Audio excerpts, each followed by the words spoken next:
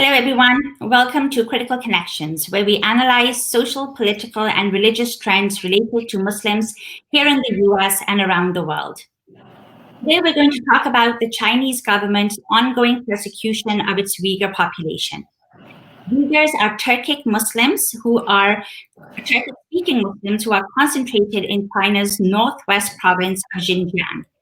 There are approximately 11 million Uyghurs in China, but according to the UN and international human rights organizations, there are currently 1.8 million Uyghurs detained in Chinese government detention camps. Some have called this the largest incarceration of an ethno-religious minority since the Holocaust. To discuss this staggering human rights crisis and understand the context in which this is unfolding, we are joined today by Ms. Rushan Abbas, who is based in Virginia. She is a Uyghur-American activist and the founder and director of Campaign for Uyghurs. Rushan, thank you so much for joining us. Thank you for giving me this opportunity to talk about this unprecedented atrocity of the century. Absolutely. So, Rushan, let me begin with your sister, Dr. Gulshan Abbas, who is a medical doctor and had been working at a government-run hospital in Urumqi, which is the capital of Xinjiang. Approximately 2 years ago, she went missing and has disappeared without a trace. But just recently, you learned that she might be in a Chinese detention camp.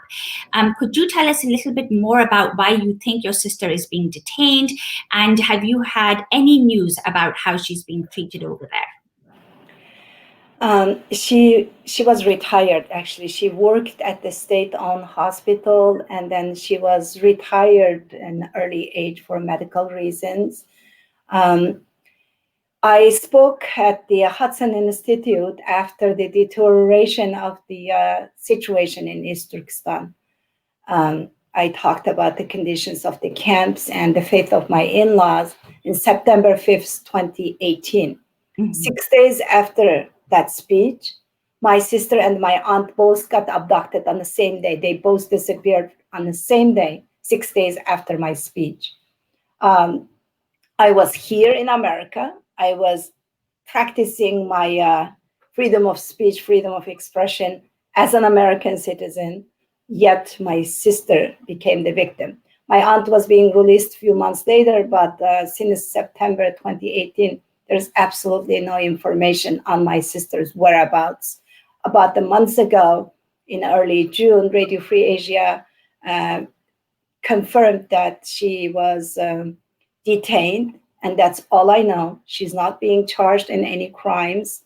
Repeated requests for more information on her whereabouts or her health situation from the Chinese regime, from our government, and from our elected officials and the reporters met only with the silence while they continue to spread their lies about the current genocide they're committing. But I know that she was taken as a retaliation for my public activism. And she has 2 daughters, 3 granddaughters. They all live in America. And they have no information on her whereabouts. So it's incredibly painful for our entire family, especially for her children. I can't even imagine. I cannot even imagine. And our deepest condolences to you to still be in such an uncertain situation about not knowing exactly what's going on with your sister. Rushan, for the longest time, the Chinese government even denied the existence of these camps, right? Until satellite imagery revealed that there are hundreds of these camps. People estimate that there are around 1,200 camps, which cover an area that is equal to about 140 soccer fields. And the Chinese government, since the camps have been discovered, keeps saying that these are just vocational and re-education camps. Now, you know of people who fled those camps, who have first-hand knowledge of what's going on. Can you give us a sense of what's actually taking place there? Well, the Chinese government denied completely the existence of the camps, as you said. And then, after overwhelming evidence from satellite images and the reporters reporting and the Chinese data being analyzed and the documents from the scholars, finally they said that those are re-education camps. And a couple months later, they came up with a different narrative and they said those are vocational training centers, while the people who disappeared to those camps are professors, university presidents, doctors, famous singers, famous writers, famous, like successful business people. So it's just a complete lie. Still, the Chinese government is saying, now they are saying that those are radicalized people and we are trying to de-radicalize them. Imagine, 3 million people. Just to correct you, it's far more than 1.8 million. According to our defense Department of Defense data and the information as of May 1st, 2019, there were about 3 million people are being incarcerated. So the Uyghurs are being indoctrinated and they are facing physical and mental abuse in those camps. From those women who have been in the camp, they reported they face forced sterilizations, physical abuse, and rape, according to a recent report from Dr. Adrian Zans. And those are, again, with the Chinese data.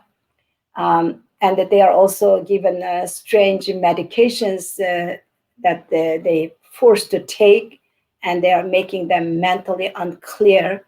And for some Uyghur women, is stopping their menstruating, and they are forbidden to. Well, there's no practice, but they are forced to forsake their religious beliefs. They have to recognize Xi Jinping as God, and they have to show their gratitude toward the Communist Chinese Party. So it's basically brainwashing. Sure. And it's the places. If you look at the picture satellite images, watchtowers with armed guards, and these people are there for 3-4 years, and they have absolutely no communication with their family members. So Sure. everything what Chinese government is saying about they are voluntarily going there, all lies. And plus, recently, since last December, they said that, they graduated. Graduated to where? What happened to them after graduation? If my sister is graduated, then where is she? Basically, now they are sent to factories as slaves. ASPI, the Australian Strategic Policy Institute, a think tank in Australia, they released a report in early spring this year. And the title of the report says, Uyghurs for sale. Literally, those Uyghurs were sold to those factories.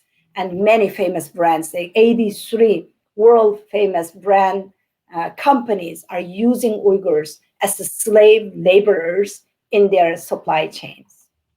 Sure, and we're absolutely going to talk about some of the legislation that has been passed here in the US and in other places to sort of, monitor those activities as well. You talked about forced sterilization, Rushan, and, according to that report that you mentioned by Dr. Adrian Zenz, in 2 southern counties in Xinjiang, they had planned to conduct more sterilizations per capita in 1 year than they had in all of China in the 20-year period between 1998 and 2018. So the rapid rate at which those things are being carried out is absolutely unprecedented, and has also forced people to call it a demographic genocide of sorts, because under the Geneva Convention, under the UN Genocide Convention, Article 2, preventing births from taking place of a particular group also amounts to genocide. Rushan, these detention camps came to the world's attention about 3 years ago in 2017, but the tensions between the Uyghur population and the Chinese government and the conflict has existed for decades. Could you give us a broader context and, sort of talk about some of the economic and socio-political factors that have contributed to the conflict as it currently stands?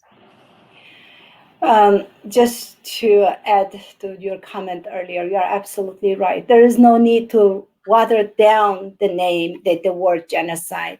There is no need to add adjective to the front of it. It is genocide. We Campaign for Uyghurs just released a report this morning. The name of it is Genocide in East Turkestan.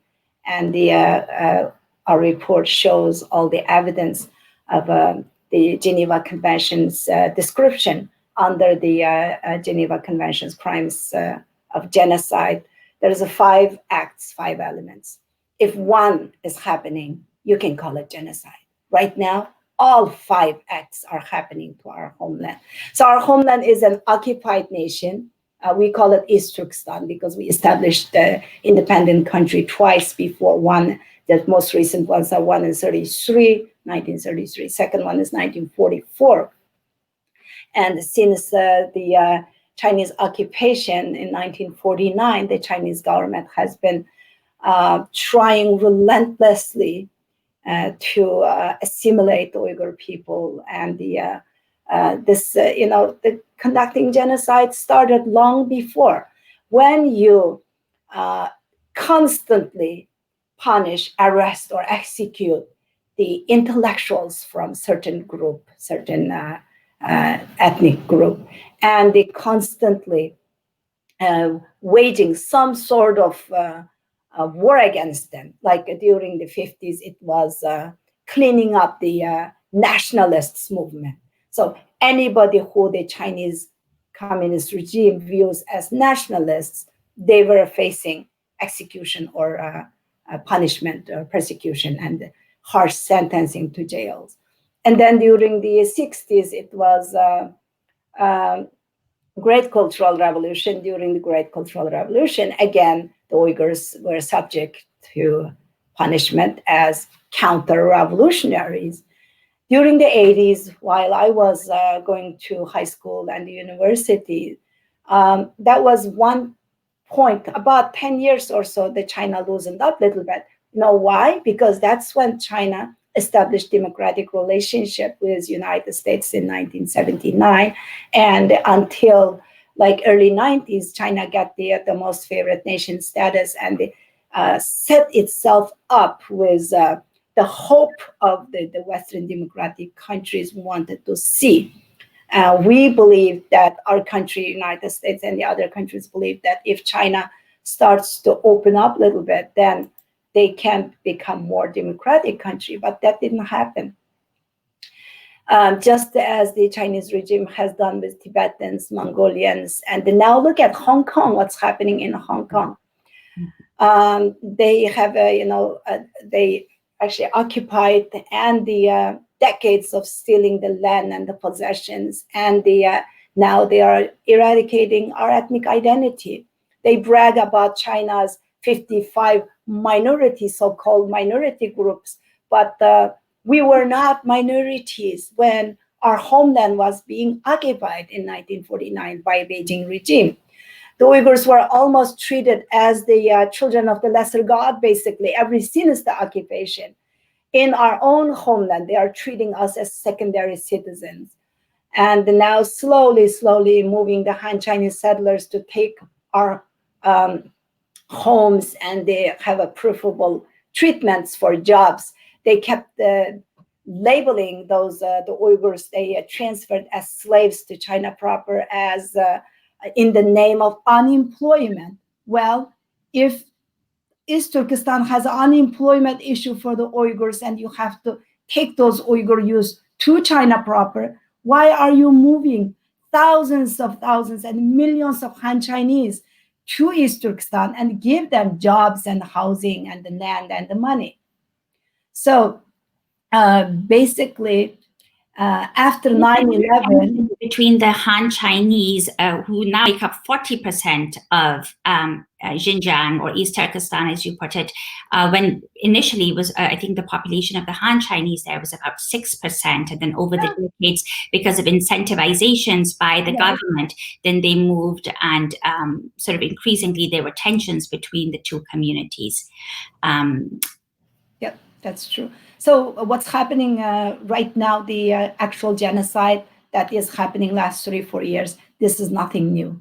The Chinese government, for decades, they were trying to do this. And they look at what we just commemorized the July 5th incident in 2009. That was the starting point of this genocide, actually. And that was the that took place between Han Chinese and the local Uyghur population, right? I'm sorry. And when you refer to July 5th, the 2009 incident, just for the sake of our viewers, I'm referring to the riots that took place between the Uyghur population and the Han Chinese at a toy factory. I would like to correct you on that. Unfortunately, many media and many people, and even Western journalists, are calling riots. It's not riots. It's peaceful demonstration faced massacre from the Chinese military. Mm-hmm. So the Uyghurs were peacefully protesting for the incident happened a week prior to that on June 26 in Shaoguang, in toy factory. See, the slavery started then.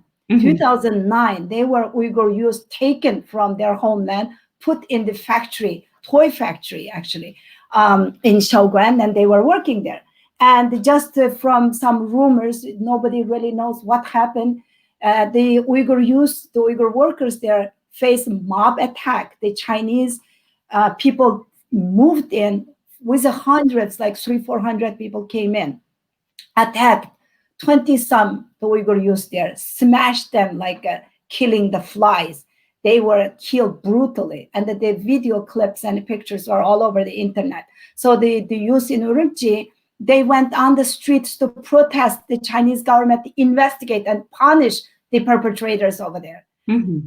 While they were peacefully demonstrating, they were even carrying Chinese flags. Dr. Darren Byler wrote a detailed report and analyst report on that. So if it's a riot, why the Uyghurs will be carrying Chinese flags? Mm-hmm. If it's a riot that the Uyghur youth are just demonstrating on the streets, they had nothing on their hands. They were faced brutally by the Chinese military. They shoot at the crowd. And then just imagine that, even if it's us here in America, if we were on the street just peacefully protesting and the military move in and start to shoot at us, what do? Of course, we are going to try to fight with whatever we have on our hands, right? Throw stones or try to attack the police cars, whatever they can do, because they know they are facing death there. And that's when they basically recorded on the state media, and then they kept playing this over and over, and then labeling the Uyghurs are rioters, just like what we have seen a few years ago, last year in Hong Kong, the peaceful protesters in Hong Kong. The whole world saw what happened in Hong Kong, how the Chinese police brutally attacked the protesters. Same thing happened in Urumqi. So do we call Hong Kong rioters? The riot in Hong Kong? No. So let's, try to avoid using that word, Urumqi riot. Thank you for correcting me on that. I appreciate that. So, Rushan, the Chinese government has, because of some of the international condemnation that has occurred, it maintains that this is us cracking down on militancy. This is our war on terror, quote unquote, and especially to Western powers, that's the Chinese government's response. And they point to the East Turkestan Islamic movement, saying, well, they have ties with Al-Qaeda, and that's why we have to crack down on them. And this is our way of sort of counter-radicalization and counter-extremism and all of those things. How would you respond to that? And can you please differentiate between the ETIM and the larger Uyghur population, and just tell us how much popular support does it have? this is completely disproportionated the response from the Chinese government. Dr. Sean Roberts from Washington, D.C. and from George Washington University, he has written, it's like ETIM is like probably like a few men organization. It's not inside of East Turkestan. It was formed somewhere in Afghanistan, if it existed. But let me just go back a little bit, rewind here a little bit. Mm-hmm. Excuse me.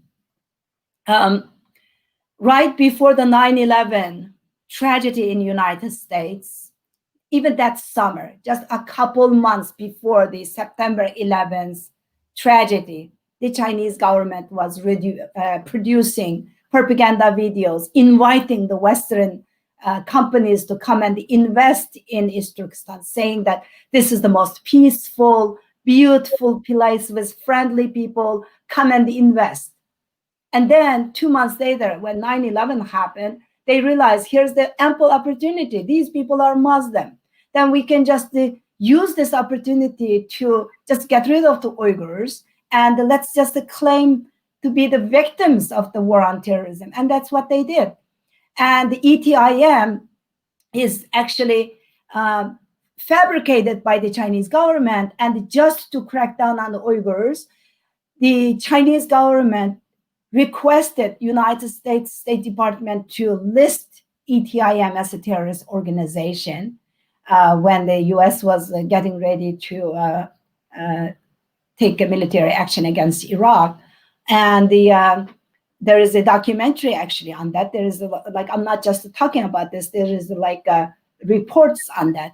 So when the United States named the ETIM as a terrorist organization, that's when the China started to crack down the Uyghurs there. But where is ETIM? That's in Afghanistan. Why organization that you don't even believe that there is even, excuse me, even 100 people that they have there, and you are cracking down millions in East Turkestan? It's just an excuse to conduct their genocide, basically. And I think we should also note that when there has been peaceful resistance and when there has been nonviolent resistance to some of the draconian policies of the Chinese government, those people have been rounded up, those people have been incarcerated, detained, disappeared. And so, you know, to say that that is the only thing that is a response to this is quite disingenuous. Rushan, you know, there are many Uyghurs in the diaspora, like yourself, who are leading organizations who are trying to raise awareness about these brutalities that are taking place in China as we speak. Is there a unified Uyghur agenda? I mean, or is there a range of demands and expectations that you have? For instance, I mean, your organization, Campaign for Uyghurs, is it looking for better human rights, standards in East Turkestan, or is it looking for greater autonomy within China, or is it looking for complete independence given what's happened over the past few decades?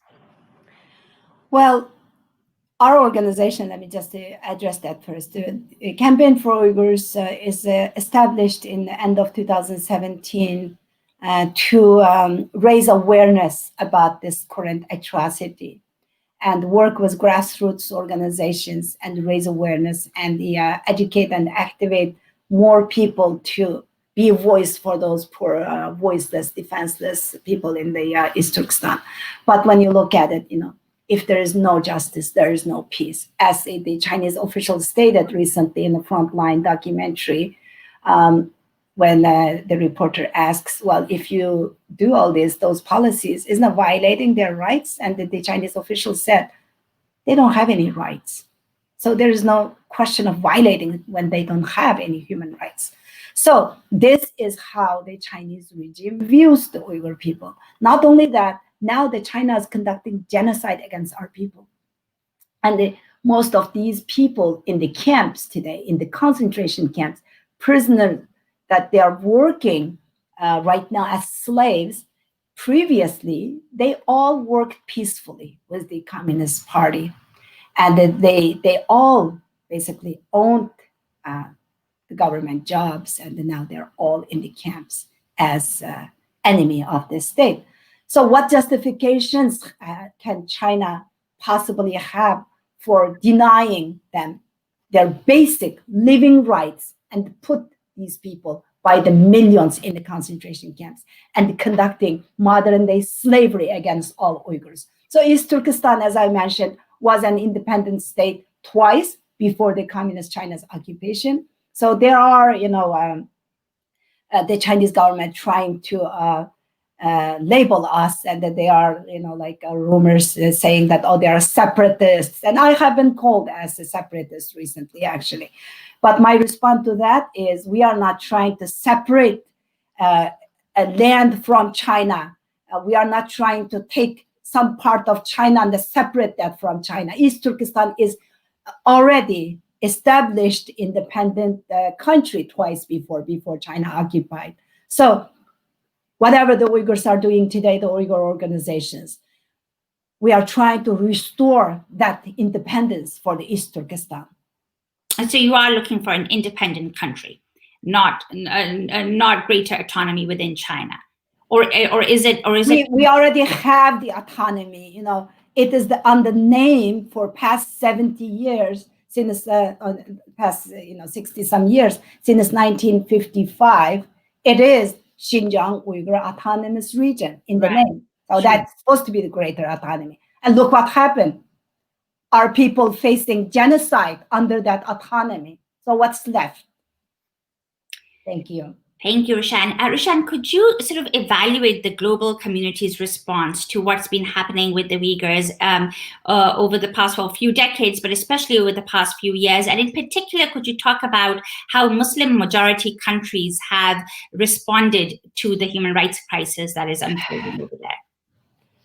The global community is really frustrating me and disappointing me because we are facing basically a muted world, other than United States being one and the only country taking action with the current Human Rights Policy Act becoming a law, and the Secretary Pompeo and the Vice President Pence and the State Department and the all these wonderful elected officials from both parties, Republicans and Democrats. They are being voiced, and the Australian government and Canada here and there speaking for Uyghur people, and the European Parliament passed a couple of resolutions, but that's about it. And that's about a handful of countries. But the majority of the countries are being silent against this China's genocide, China's crimes against humanity. Where's the humanity of the world? Where is the conscience of the values of the Western democracy? But you mentioned about Muslim majority countries. So what's happening in Muslim majority countries? It is the China's disinformation and the false narratives that they are believing naively for Chinese Communist Party's propagandas, basically.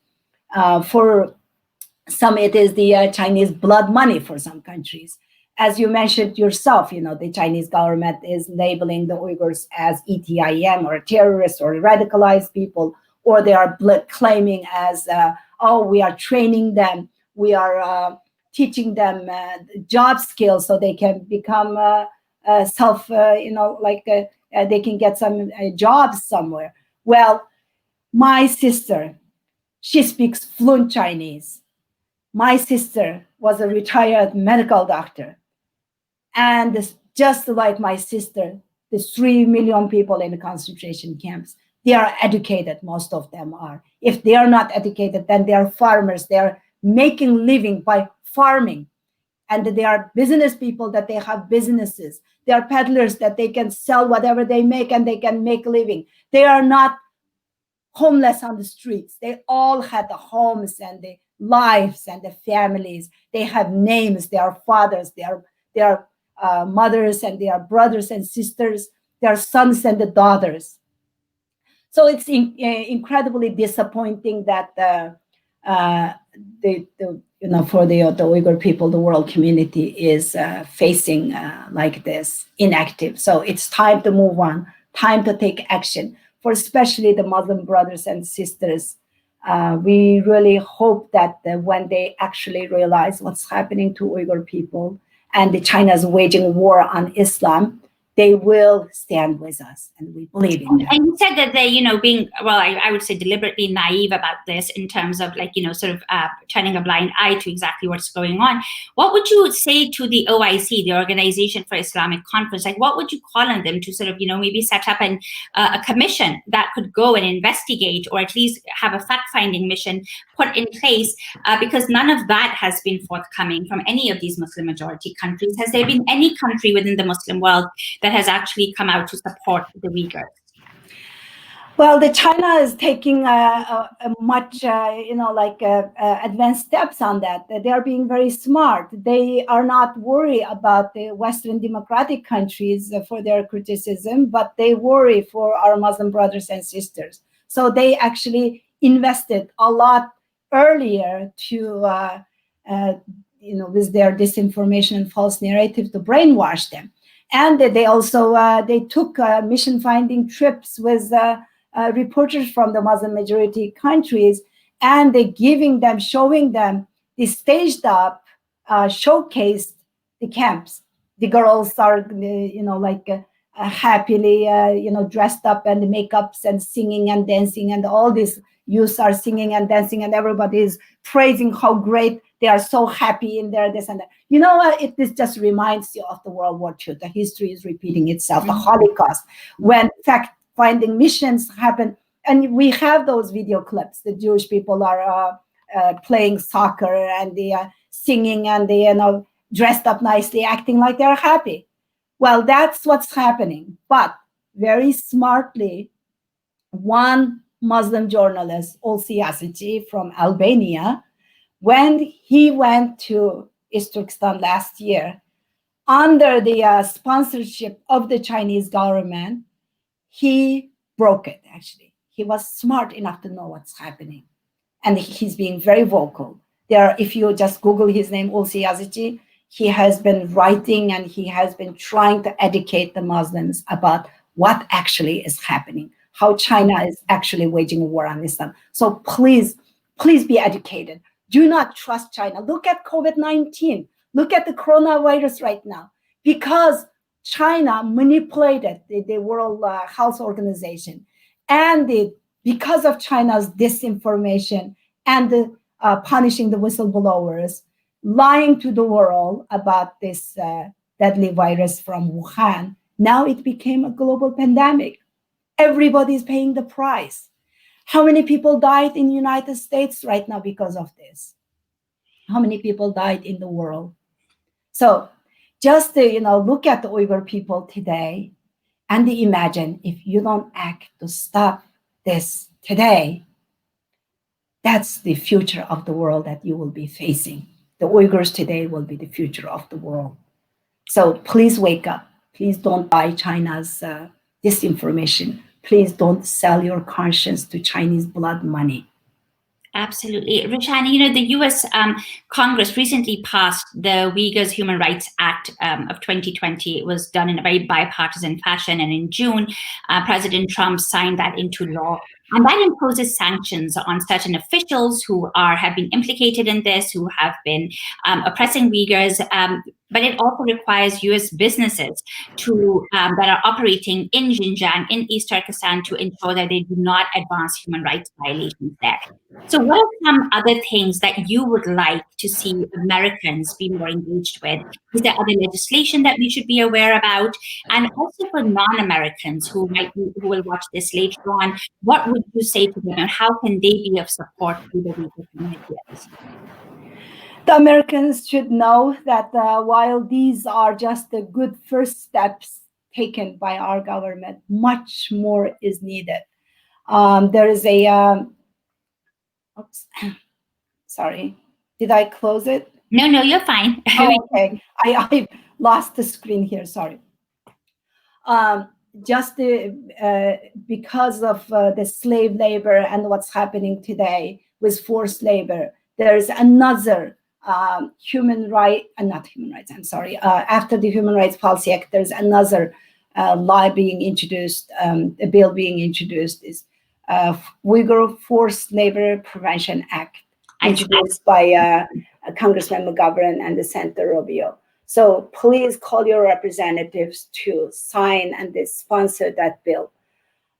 As China is moving Uyghurs across China proper, and this, scatter them into various factories. There is no other good way to ensure no complicity in those atrocities. So the American corporations should be very seriously considering when they do business with China, when they have their supply chains in China, that is complicit with China's genocide. Imagine when we buy anything that's made in China today, think about it. Those are the Uyghur slaves working on that. So the American corporations should move out their supply chains elsewhere from China. And there were three companies that you had said. Is there a list of those companies that we could, where would we find the list of those companies if we wanted to? Our website has some information, and we are constantly trying to update those. And there are like a good resources in the World Uyghur Congress website. Campaignforuyghurs.org is our website. There is some like action items for Americans to do. And another thing that I want to emphasize the last couple of minutes we have here, the Beijing Olympics, Winter Olympics 2022. It's not that the world community is not doing anything against China's genocide, but they are rewarding China by allowing China to host Beijing Olympics 2022. That should be, we should pressure the International Olympic Committee to strip off that right, or we should boycott if that doesn't happen. As I said, everything is like history repeating itself. Like Hitler announced the Munich Olympic back in late 30s. So is Xi Jinping is going to announce the opening of the Beijing Olympics while Xi Jinping is conducting genocide against Uyghur people? And the Uyghurs are facing this because of our race and our religion. Because of China's nationalistic, chauvinistic racism against the Uyghur people, they are conducting genocide. And what is Olympic Games when you look at it? Olympics are celebration of the differences of the humanity, right? Different religion, different race, different cultures. People speak different languages. They come, and in the name of this Olympic Games, they celebrate the differences. And the country who is holding 3 million Uyghurs because of their ethnic identity and their religion is the last country to qualify that. Rushan, thank you so much. I wish we had time to speak some more, but I know you have other interviews to get to, and I cannot thank you enough for your time, your expertise, for sharing your pain and the suffering of the Uyghur community right now. Our prayers are with you and your sister and all those 3 million who are incarcerated, who are in detention camps. We wish you all the best. For people who are watching, if you want to learn more about what you can do to be involved and raise awareness on this issue, please visit campaignforuyghurs.org. And there are other resources that they also have been putting up on our Facebook page. And if you visit the website, campaignforuyghurs.org, you'll find a whole bunch of resources. And that can get you involved. Thank you all so much for watching. If to learn more about our work, please visit criticalconnections.org and find us on Facebook. Again, Rushan, thank you so much. Thank you. Bye. Bye-bye.